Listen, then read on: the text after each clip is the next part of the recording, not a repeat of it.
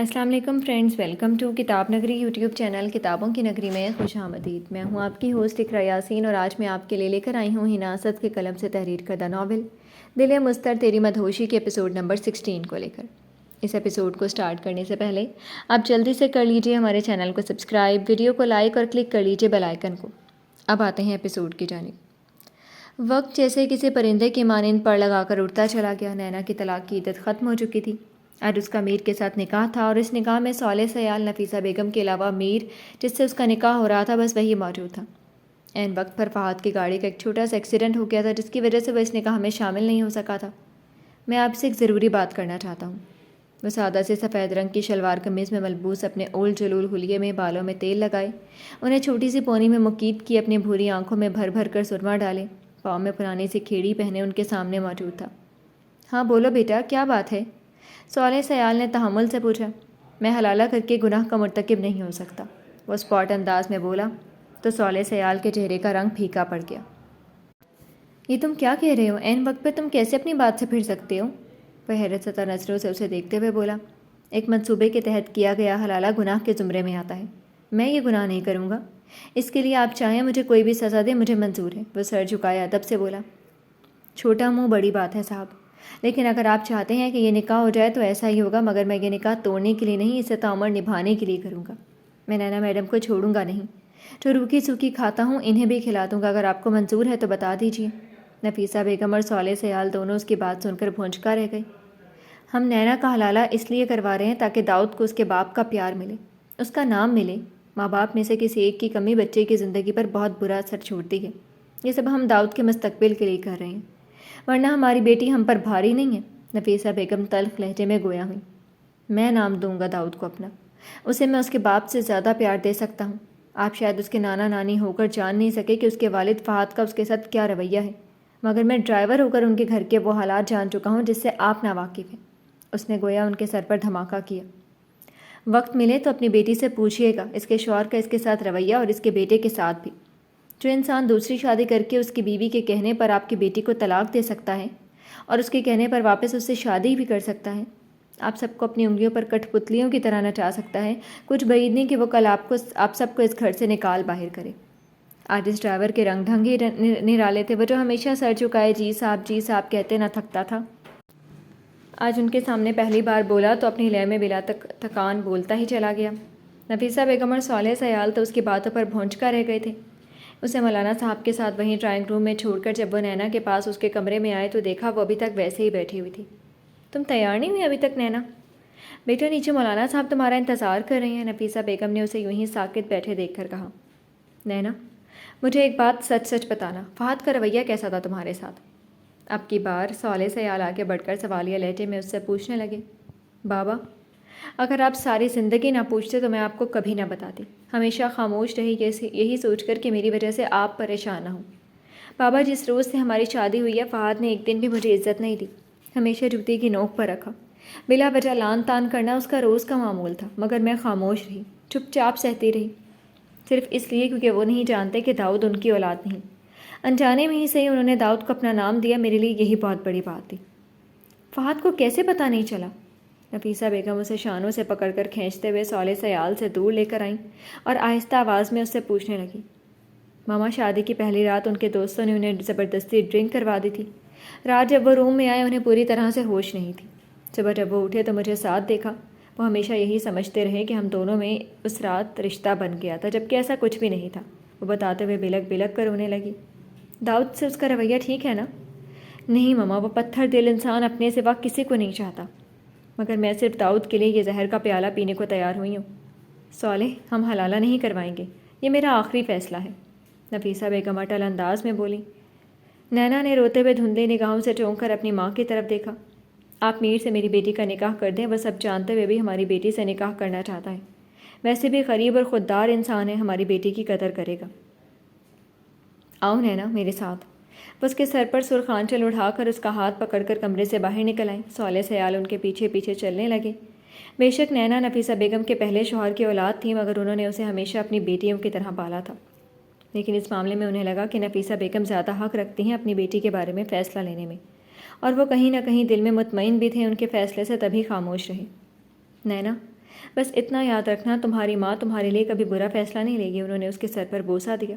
آج وہ پھر ایک بار اپنی ماں کے کہنے پر اپنی زندگی کا نیا داؤ کھیلنے جا رہی تھی۔ نہ جانے اس کے مقدر میں اس بار کیا لکھا گیا تھا، اس کا فیصلہ تو آنے والے وقت نے کرنا تھا۔ دونوں طرف سے ایجاب و قبول کا مرحلہ طے ہوا تو صالح سیال نے میر کو گلے لگا کر مبارکباد دی۔ نفیسہ بیگم نے اس کا شانہ تھپتھپایا۔ روتی ہوئی نینا کو گلے سے نینا کی سسکیاں ڈرائنگ روم میں گونج رہی تھیں۔ کچھ ہی دیر میں معین نینا کو اپنے ساتھ لیے ان کے گھر سے نکل گیا تھا۔ صالح سیال نے اسے گاڑی لے جانے کے لیے کہا، مگر اس نے انکار کر دیا اور ایک ٹیکسی میں پچھلی سیٹ پر اسے بھی بٹھایا اور پھر خود اس کے ساتھ بیٹھ کر وہاں سے چلا گیا۔ نفیسہ بیگم اور صالح سیال افسردہ سے واپس اندر آ گئے۔ اچھا ہوا جو ایمر یہاں نہیں تھا، واپس آئے گا تو اسے آسان سے ساری بات سمجھاؤں گا اور اصلیت سے آگاہ کروں گا، صالح سیال نے ان سے کہا۔ کب واپس آئے گا دبئی سے؟ فون پر بتایا تھا کہ 2-3 دن تک آ جائے گا، انہوں نے کہتے ہوئے گہرا سانس لیا، پھر صوفے کی پشت سے سر لگا کر آنکھیں موند گئے۔ یہ ناول آپ کتاب نگری یوٹیوب چینل پر پڑھ اور سن رہے ہیں۔ ایمر سیال نے میڈیا والوں کو اتنی دیر یہ کہہ کر روک رکھا تھا کہ اس کے سالے کا آپریٹ تھا، وہ لوگ اس ماحول میں اپنی شادی کی خبر آؤٹ نہیں کرنا چاہتے، لیکن وہ خود ہی انہیں آگاہ کرے گا کہ کب یہ خبر آؤٹ کرنی ہے۔ اس کے لیے اس نے میڈیا والوں کو اپنا نکاح نامہ دکھا دیا تھا اور جو چند لوگ اسے بلیک میل کر رہے تھے ان کو رقم بھی دی تھی منہ بند رکھنے کے لیے۔ جیسے ہی اس کا اشارہ ملا تھا، اب شادی کی خبر راتوں رات کسی جنگل کی آگ کی مانند پورے شہر میں پھیل گئی تھی۔ ہر کوئی اپنی اپنی جگہ ششدر اور حیران تھا۔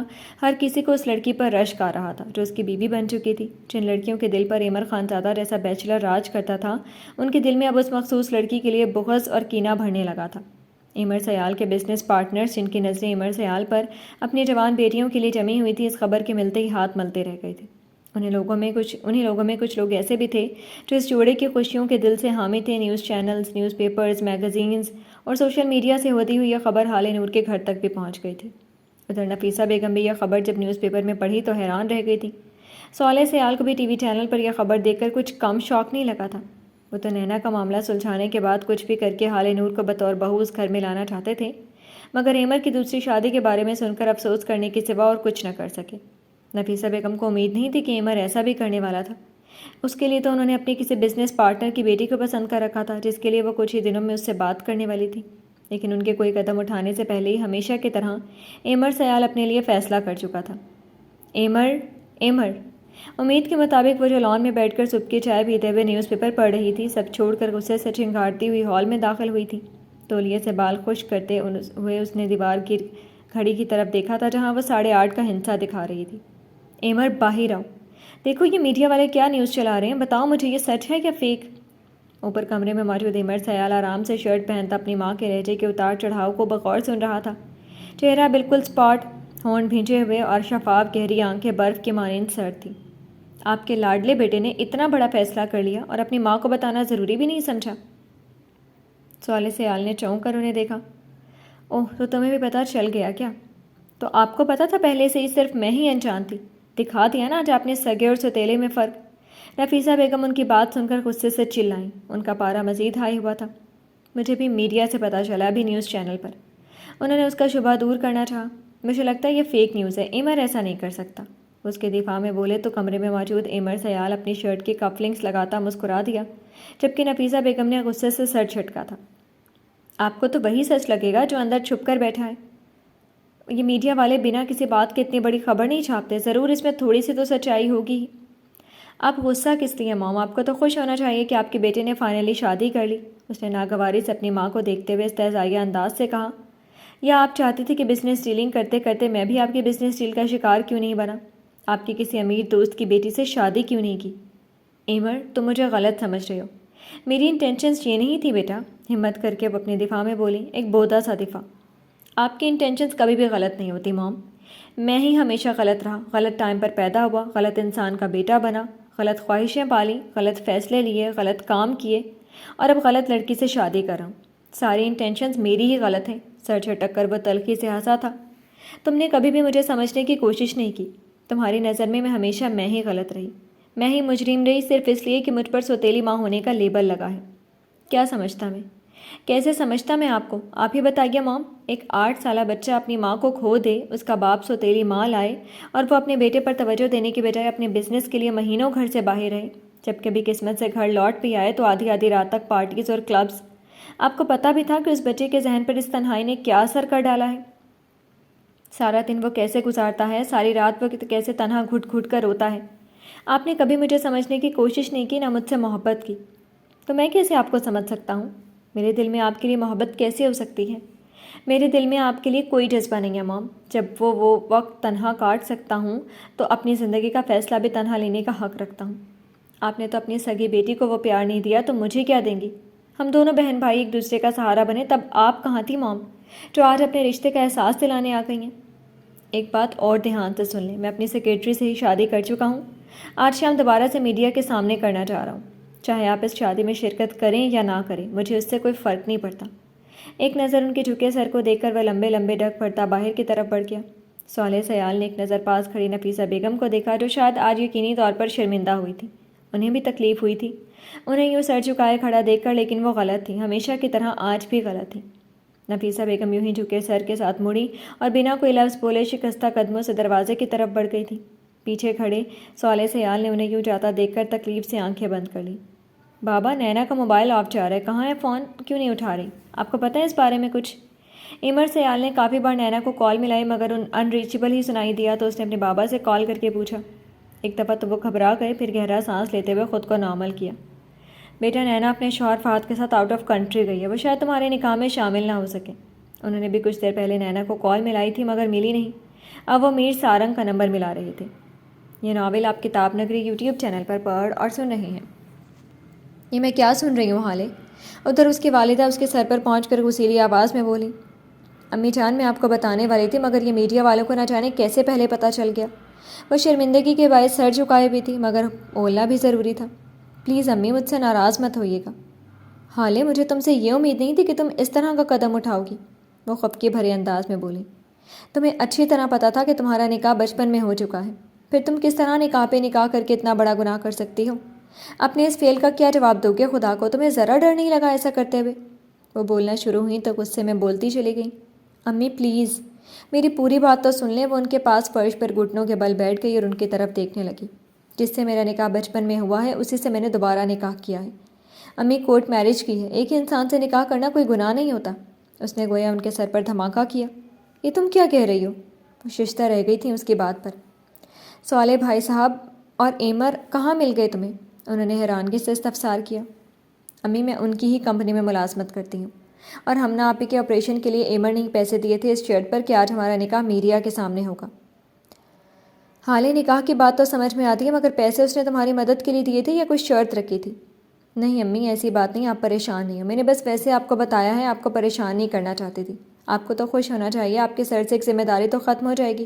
دیکھنا اللہ پاک جلد ہی حرم اور ہم ناپی کے لیے بھی کچھ اچھا کریں گے، اس نے چلملاتے ہوئی آنکھوں سے کہا۔ آمین، انہوں نے دعائیہ انداز میں کہا۔ ہاں، اگر آج نکاح ہے تو ہم نے کوئی تیاری نہیں کی۔ ابھی وہ کہہ ہی رہی تھی کہ باہر دروازے پر بیل ہوئی۔ وہ جیسے ہی دروازے پر پہنچی تو آگے کچھ آدمی کھڑے تھے، ہاتھوں میں ڈھیروں شاپنگ بیگز لیے۔ السلام علیکم، یہ میڈم کے لیے سر ایمر سیال صاحب نے بھیجی ہیں۔ وہ ان کے ہاتھ میں سارے شاپنگ بیگز تھما کر واپس چل دیے۔ وہ سارا کچھ لے کر اندر آئیں تو حرم اور ہمنا بھی ادھر ہی آ گئی۔ ہمنا اب کافی حد تک ٹھیک ہو چکی تھی، وہ دنگ رہ گئی اتنی ساری قیمتی اشیاء کو دیکھ کر۔ امی، میں آفس جا رہی ہوں، اس نے عبایا پہنے نقاب کیے کہا۔ آج کے دن بھی چھٹی نہیں کرو گی؟ انہوں نے حیرت سے پوچھا۔ نہیں امی، شام کو جلدی آ جاؤں گی، وہ لاپرواہی سے کہتے ہوئے باہر نکل گئی۔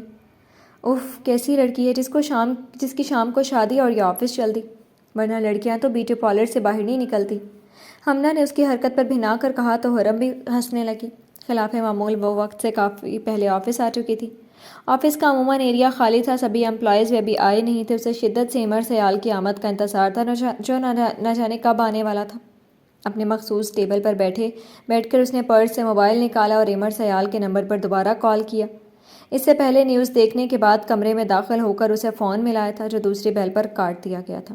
غصے سے دوبارہ ملایا تو فون آف جا رہا تھا۔ اب ٹیبل پر بیٹھے بے چینی سے نظریں ادھر ادھر دوڑاتی فون پر مسلسل جاتے رنگ کو ضبط سے سن رہی تھی کہ اس کی گردش کرتی نظریں سیڑھیوں کے پاس کھڑی زنیرہ پر پڑی جو کچھ آفس کولیگ کے درمیان میں کھڑی بات کر رہی تھی۔ چہرے پر حیرت، پریشانی، بے چینی اور نہ جانے کون سے تاثرات کی جھلک دکھائی دے رہی تھی۔ پھمے سکیڑ کر اس نے بغور انہیں دیکھا۔ باقی کولیگز بھی کسی بات پر حیرانی ظاہر کر رہے تھے، نہ جانے کہ اس کے ہاتھوں سے پسینے چھوٹنے لگے۔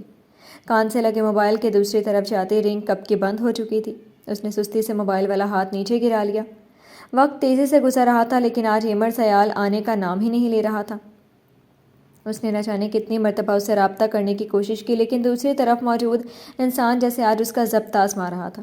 ایمر سیال کے انتظار میں وہ کبھی اس کے کیبن میں جاتی تو کبھی کیفے، تو کبھی کانفرنس روم، نیز پورے آفس کا چکر کاٹتی۔ وہ محض اپنا وقت گزار رہی تھی، اور اسی وقت گزارے میں آفس کا وقت بھی ختم ہونے کو تھا کہ وہ کوفت سے اپنا سامان سمیٹتی گھر جانے کی غرض سے سیڑھیاں اتر کر نیچے آ رہی تھی کہ سیال کنسٹرکشنز کے دروازے پر کھڑے شخص پر نظر پڑتے ہی اس کا پارا لمحوں میں 7ویں آسمان پر جا پہنچا تھا۔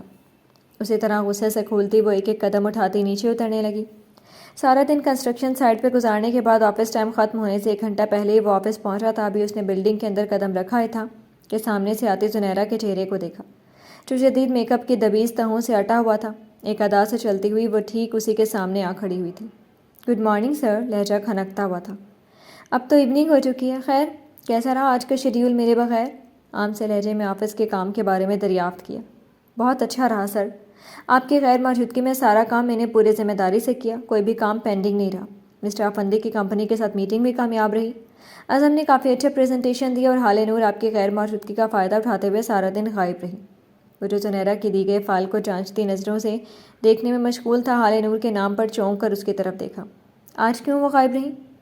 میرا کوئی حق نہیں بنتا کہنے کا، لیکن سر مجھے نہیں لگتا کہ یہ لڑکی کسی کام کو معصوم سی شکل کا فائدہ اٹھا کر آپ کی ہمدردی حاصل کرتی ہے۔ میٹنگ کے وقت آپ کے آفس میں نہ جانے کیا تلاش کرتی رہی تھی؟ میرے پوچھنے پر بہت روڈلی جواب دیا۔ ایمر سیال نے بھویں سکیڑ کر زنیرہ کو غور سے دیکھا، جیسے اس کے دل کی بات جاننے کی کوشش کر رہا ہو۔ اسی لمحے اس کی نظر سست قدموں سے سیڑھیاں اترتی حال نور پر پڑی، جس کے چہرے سے بیزاری چھلک رہی تھی۔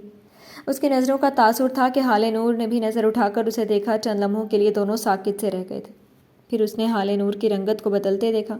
چہرے پر پھیلی بیزاری کی جگہ غصے نے لے لی تھی۔ وہ تیز تیز قدم اٹھاتی ایک ہاتھ سے کندھے سے لٹکتے بیگ کو مضبوطی سے تھامے اسی کی طرف بڑھ رہی تھی۔ ایمر سیال نے نظروں کا زاویہ واپس زنیرہ کی طرف موڑ لیا، حالانکہ جسم کا ہر عضو دور سے آتی حال نور کی طرف ہی متوجہ تھا سوائے آنکھ کے۔ میڈیا والوں سے پتہ چلا کہ آپ شادی کر رہے ہیں، کیا یہ واقعی میں سچ ہے یا صرف افواہ؟ جو بات وہ اتنی دیر سے کرنا چاہتی تھی وہ اب جا کر اس کی زبان سے نکلی تھی۔ پاس آتی حال نور نے بھی اس کا سوال سن لیا تھا، اس لیے خونخوار نظروں سے ایمر سیال کو گھورا، جس کے ہونٹوں پر دلکش مسکراہٹ تھی۔ کسی کی اتنی جرأت نہیں کہ ایمر سیال کے بارے میں فیک نیوز پھیلائیں۔ جو سچ ہوتا ہے وہی میڈیا تک پہنچتا ہے۔ وہ پتھریلے تاثرات سجائے بولا۔ یعنی سر آپ واقعی شادی کر رہے ہیں؟ اسے جیسے یقین نہیں آ رہا تھا اس بات کا۔ جی بالکل مس زنیرہ، میں واقعی میں شادی کر رہا ہوں۔ اکیلے زندگی گزارنے کا کیا مزہ؟ جب من پسند انسان مل جائے تو اسے وقت رہتے وہ لائف پارٹنر بنا لینا چاہیے۔ ایک نظر حال نور کی جانب دیکھا، جو تھوڑے فاصلے پر کھڑی خود کو لاطالب ظاہر کرتی گاہے بگاہے اسے گھوری سے بھی نواز دیتی۔ آپ کو آپ کی من پسند لڑکی مل گئی؟ نارملی انداز میں پوچھتی وہ اندر ہی اندر افسوس بھی کر رہی تھی اتنے مالدار انسان کے ہاتھ سے نکل جانے پر۔ جی مل چکی ہے، جلد ہی سب کو پتہ بھی چل جائے گا۔ مجھے آپ سے بات کرنی ہے، اس کا ضبط جواب دے گیا تھا۔ ایمر سیال کی فضول گوئی سن کر اسی لیے اس کی بات کے بیچ میں ہی بول اٹھی۔ یہ کیا طریقہ ہے بات کرنے کا؟ مثال ہے اپنے باس سے کوئی ایسے بات کرتا ہے؟ صحیح کہتے ہیں لوگ کہ ان مڈل کلاس لڑکیوں کو ذرا بھی تمیز نہیں ہوتی بات کرنے کی۔ جس ماحول میں پلی بڑھی ہوتی ہیں ویسا ہی ان کا بولنے کا انداز ہوتا ہے۔ اس کی بات پر حال نور نے غصے سے اسے گھورا، آنکھیں ضبط سے سرخ ہو رہی تھیں۔ مجھے تمیز سکھانے کا ٹھیکہ آپ نے لے رکھا ہے؟ مجھے جواباً حال نور بھی دوبدو ہوئی۔ آپ کو نہیں لگتا مس زنیرہ کہ آپ کچھ زیادہ ہی اوور بیہیو کر رہی ہیں، اور آپ کی زبان شاید آپ کے ہائی کلاس ماحول کو شو کر رہی ہے؟ بدتمیز اور بد اخلاق تو آپ بھی ہوئی مس زنیرہ ایسی باتیں بول کر۔ یو ریئلی ڈس اپوائنٹڈ می۔ میں ذرا بھی برداشت نہیں کروں گا کہ میری پرسنل سیکریٹری سے کوئی اس انداز میں بات کرے سوائے میرے، اور وہ بھی میری موجودگی میں۔ آج برداشت کر لی آپ کی بدتمیزی، لیکن آئندہ کے لیے نہیں۔ اس کے سخت تنبیہی لہجے پر جہاں زنیرہ کی زبان کو قفل لگا تھا، وہیں حال نور نے حیرانی سے اس شخص کو دیکھا جو پہلی بار اس کے حق میں بولا تھا، وہ بھی اپنے اس امپلائی کے سامنے۔ اسے یکٹک اپنی طرف حیران نظروں سے دیکھتا وہ اس کی طرف مڑا، نظریں اسپاٹ تھیں۔ اور آپ مس نور میرے کیبن میں آئیں، جو بھی بات کرنی ہے۔ حکم دے کر وہ آگے بڑھا، پھر کچھ خیال آنے پر دوبارہ ان دونوں کی طرف مڑا۔ مس زنیرہ، آپ پارٹی ہال میں میٹنگ کے ارینجمنٹ کریں اور سارے امپلائی سے کہیں ٹھیک 1 گھنٹے کے بعد وہاں موجود رہیں۔ ایمر سیال کو کچھ ضروری اناؤنسمنٹ کرنی ہے۔ جس طرح وہ آیا تھا اسی طرح اپنی بات ختم کر کے وہ واپس مڑ کر لفٹ کی طرف بڑھ گیا۔ ایمر سیال کے جاتے ہی زنیرہ غصے سے کھولتی اس کی طرف مڑی، جو گمسم سی کھڑی یکٹک اسی لفٹ کو دیکھ رہی تھی جس کے اندر وہ ابھی اوجھل ہوا تھا۔ کروا دی نا میری انسلٹ؟ کر دیا نا ایمر کو مجھ سے متنفر؟ یہی چاہتی تھی نا تم کہ کسی بھی طرح ایمر مجھ سے دور ہو جائے؟ اس کی بے تکی بکواس پر حال نور نے چونک کر ناسمجھی سے اسے دیکھا، جو غصے سے بے حال ہوئی جا رہی تھی۔ کیا بکواس کر رہی ہو تم؟ اچھا تو میں بکواس کر رہی ہوں؟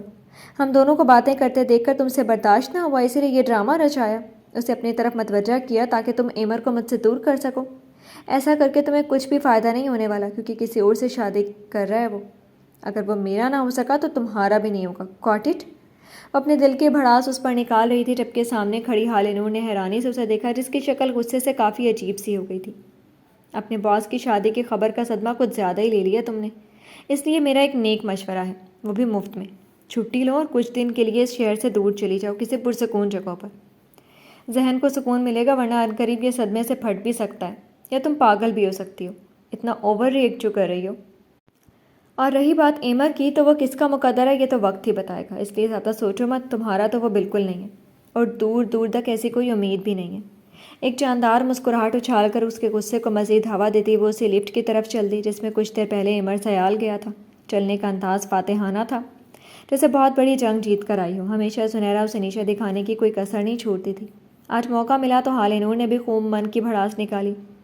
کیا بات کرنی تھی؟ نارمل انداز میں بولتے ہوئے اس نے لیپ ٹاپ آن کیا۔ حال نور نے خوشمکی نگاہوں سے اسے چند لمحے گھورتی رہی، جب آرام سے اپنی سیٹ پر بیٹھا داہنے ہاتھ کو ٹھوڑی پہ ٹکائے کافی فرصت سے اسے دیکھ رہا تھا۔ یہ کیا حرکت کی ہے آپ نے؟ وہ جب بولی تو لہجہ ضبط کیا عکاسی کر رہا تھا، جبکہ چہرہ سرخ انگارہ بنا ہوا تھا۔ ایمر سیال اسے اتنے غصے میں دیکھ کر مسکرا دیا تھا۔ کون سی حرکت؟ ابھی میں نے کوئی حرکت کی ہی کہاں ہے؟ پرسنل وائفی، رات میں بتاؤں گا۔ انداز محظوظ کن تھا جیسے وہ اس کے غصے سے لطف لے رہا ہوں۔ مجھ سے پوچھے بنا میڈیا کو کیوں بتایا؟ غصے سے پھنکارتی وہ مزید 2 قدم آگے بڑھی۔ صرف میڈیا ہی نہیں، سوشل میڈیا، میگزین، سب جگہ یہ خبر پھیل چکی ہے۔ اسے سکون سے بولتا وہ اپنی جگہ سے اٹھ کھڑا ہوا۔ میرے گھر والوں سے کیسے میں نے بات کی ہے، کیسے انہیں سمجھایا ہے، سب میں ہی جانتی ہوں۔ وہ قدم قدم اسے اپنی طرف بڑھتا دیکھتی رہی۔ ایک نہ ایک دن تو پتہ چلنا ہی تھا، تو چل گیا، so what's a big deal? وہ لاپرواہی سے شانے اچکا کر بولا۔ رات کے کیا پلانس ہے پرسنل وائفی؟ پرسنل وائفی لفظ کو پرزور انداز میں ادا کرتا اس کے چہرے پر پھیلتے ناگواری کے تاثرات کو دلچسپی سے دیکھ رہا تھا۔ میں آپ کی وائف نہیں ہوں۔ سخت لہجے میں اسے ٹوکا تو وہ دھیرے سے مسکرا دیا، مسحور کن مسکراہٹ، ایسی مسکراہٹ جو کسی کو بھی اپنے حصار میں لے سکتی تھی۔ حال نور نے اس کی مسکراہٹ سے بمشکل نظریں چرائیں۔ وہ تو تم بن چکی ہو، سچائی سے کب تک نظریں چراؤ گی؟ تب یقین کرو گی جب میں اپنے پیار کا رنگ تمہارے پور پور چڑھاؤں گا۔ 2 قدم کے فاصلے پر کھڑا وہ اس عبائے میں ملبوس لڑکی کو غور سے دیکھ رہا تھا۔ کچھ تو خاص تھا اس میں جو ایمر سیال جیسے مرد کو پگھلا دیا تھا۔ محض کشش کی وجہ سے وہ اس کی طرف راغب نہیں ہوا تھا، یہ تو طے تھا۔ ضرور کچھ الگ بندھن تھا ان کے مابین جو وہ اس کی طرف کھینچتا چلا گیا تھا۔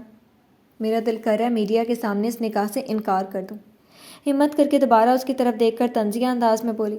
جاؤ، کر دینا انکار، اس کے بعد جو ہوگا وہ بھی دیکھ لینا۔ میڈیا کے سامنے اپنے شوہر ہونے کا ثبوت دوں گا، پچھتاؤ گی۔ بعد میں مت کہنا آگاہ نہیں کیا میں نے، وہ اسے استہزائیہ انداز سے ہنستے ہوئے چیلنج کر رہا تھا۔ پچھتاؤں گی میں نہیں، پچھتاؤ گے تم مجھ سے رشتہ جوڑ کر۔ ایک انکار تمہیں 5 لاکھ کے قرضے میں ڈبو سکتا ہے، گھر، نوکری سب چھن جائے گا، سوچ لینا۔ میڈیا کے سامنے کچھ بھی کرنے سے پہلے وہ اپنے حربے سے اسے ڈرا رہا تھا۔ میں تم سے نہیں ڈرتی۔ بظاہر مضبوطی سے وہ اس کے سامنے کھڑی تھی، لیکن آنکھوں سے جھلکتا خوف ایمر سیال کی زیرک نگاہوں سے مخفی نہیں رہا تھا۔